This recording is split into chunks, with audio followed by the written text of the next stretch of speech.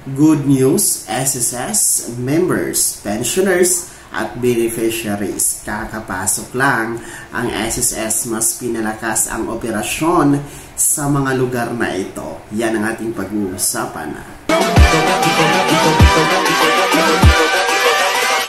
Hold up.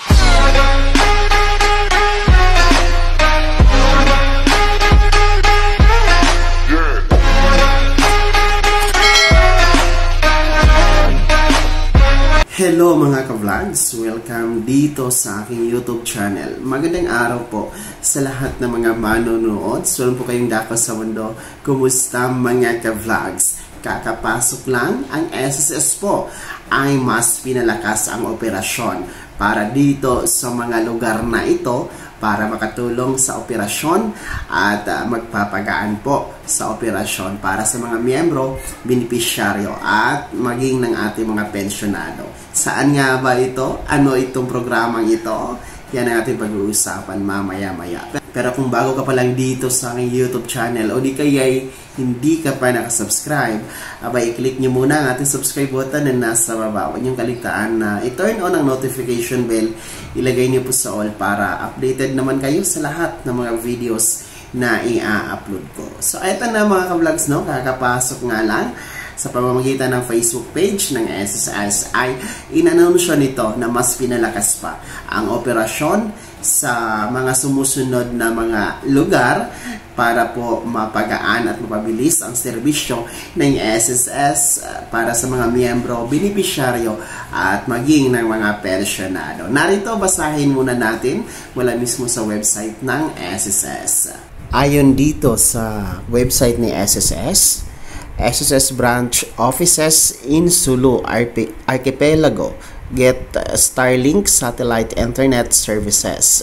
The Social Security System or SSS today announced that its 3 service offices in Basilan, Jolo and Tawi-Tawi can now better serve members by equipping it with a more efficient and faster satellite internet connectivity, particularly Starlink. SSS President and Chief Executive Officer Rolando Ledesma Makasait sealed a partnership with I1 Resources Incorporated, Starlink's local distributor, to provide high-speed internet connectivity to SSS service offices in remote areas. Makasait said that SSS initially procured Starlink satellite internet services initially to be implemented in 10 sites with I1 Resources Incorporated during a ceremonial turnover held at City Mall Tituan in Zamboanga City. Quoted, "We purchased a 3-year subscription for 10 sites to provide internet access to our services offices in areas with no available internet service providers or those with internet connectivity challenges." Makasait explained that 3 of the 10 identified sites have been deployed with the Starlink, namely Basilan, Jolo, and Tawi-Tawi, because internet connectivity is difficult in the islands. He added that 7 other sites will be installed with Starlink across the country in the upcoming days.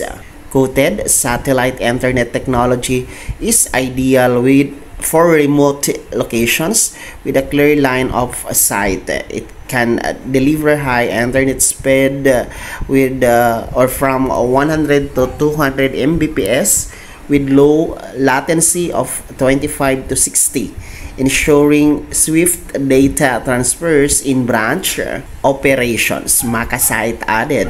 Moreover, Makasait said that SSS plans to partner with other internet service providers in the country to help its branch and services offices overcome the challenges of internet connectivity, saying internet access has become a necessity since most of SSS services are already available online. With this project, SSS is looking forward to improving its IT infrastructure to to boost its systems uptime and provide more reliable online services to our members, employers, and pensioners. It concluded. Elon Musk's Starlink introduced satellite internet technology in the Philippines last year and was first rolled out in Metro Manila. So ayun mga ka-vlogs, no? Ayon po sa ating binasa mula sa website ng SSSI.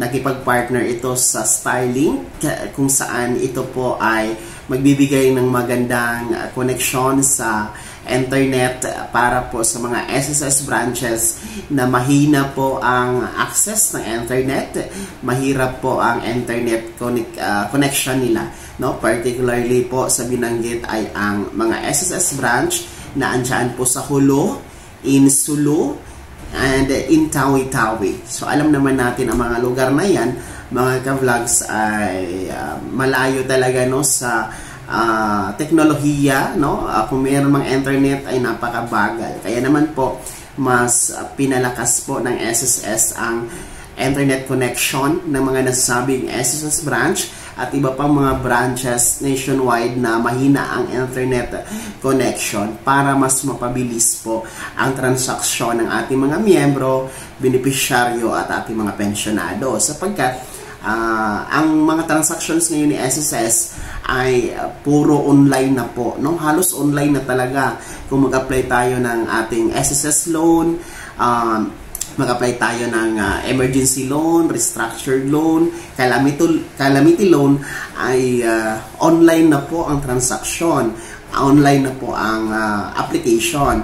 Kung tayo naman po ay magpa-file ang ating benefits, gaya ng pensyon, ng maternity benefits, funeral or death benefits, sickness benefits, no? At iba pang mga benepisyo, mga ka-vlogs, ay online na din po ang transaksyon. Kaya mas mahalaga talaga na mabilis po ang internet connection ng ating mga SSS branch para tuloy-tuloy po ang pag-render ng or pagbigay ng serbisyo para sa mga miyembro, mga benepisyaryo at mga pensyonado na dudulog po sa mga SSS branches, mga ka-vlogs. So good news po ito para sa mga SSS members ng mga nasabing lugar. Hindi lamang po ito sa Hulo, Sulo at Tawi-Tawi, maging po sa mga lugar din po or mga SSS branch na mahina din po ang koneksyon ng internet. Ayan po, meron na pong partnership, no, ang SSS at ang Starlink